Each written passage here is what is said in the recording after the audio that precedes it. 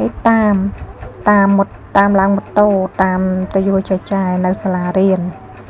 ហើយមានណាអត់ឲ្យទៅទេហើយមិនចឹងអីរត់តាមមានស្បែកជើងផងមានមួកផងឡើងជិះម៉ូតូហើយទៅយកចែកចាយនៅសាលារៀនបានហ្នឹងក៏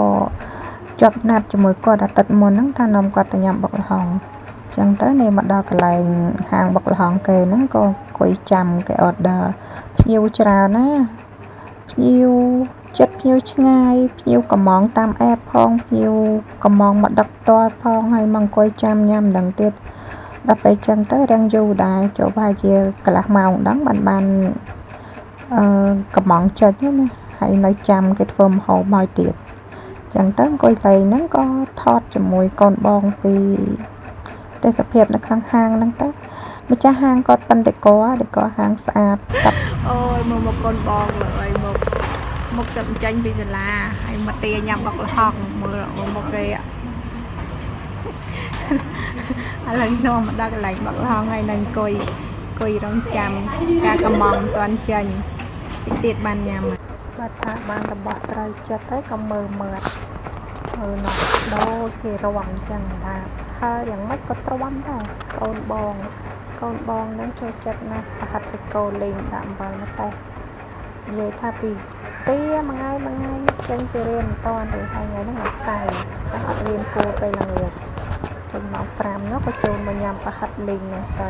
ហើយក៏ពេលញ៉ាំប្រហិតលេងអស់ទៅនេះកំងបានមួយមុខទៀតហ្នឹងគឺបុកល្ហុងប្រចាំហាងគេហ្នឹងគឺមួយថាសតែម្ដងគេរៀបចំមិចឲ្យយើងណាម្ចាស់ហ្នឹងមួយថាសហ្នឹងតែ 20000 រៀលទេហើយញ៉ាំពីអ្នកកូនស្រីហ្នឹងញ៉ាំនិយាយរួមទៅមកល្មមហ្មង2នាក់ហ្នឹងបើយើងឃ្លានហ្នឹងមកល្មមអស់ហើយនិយាយពីកូនបើម្ដងមកនេះបត់ត្រឡប់មកដល់ផ្ទះវិញណាបងប្អូនកូនបើគាត់មកអង្គុយញ៉ាំកាពីងរាជក្លុកហ្នឹងថាយកមកញ៉ាំខ្លួនឯងទេមិនមានណាដដើមយកទៅបៀកអំបិលហ្នឹងបៀកញ៉ាំមានបានញ៉ាំពីងរាជអីហល់គាត់នោះដដើមរហូតហ្នឹងហើយនេះកាត់មកដល់សកម្មភាពម៉ាក់កំពុងធ្វើម្ហូបហើយទុកកូនបើនៅផ្ទះបាយជាមួយហ្នឹងអត់ចង់គាត់មើលទូរស័ព្ទ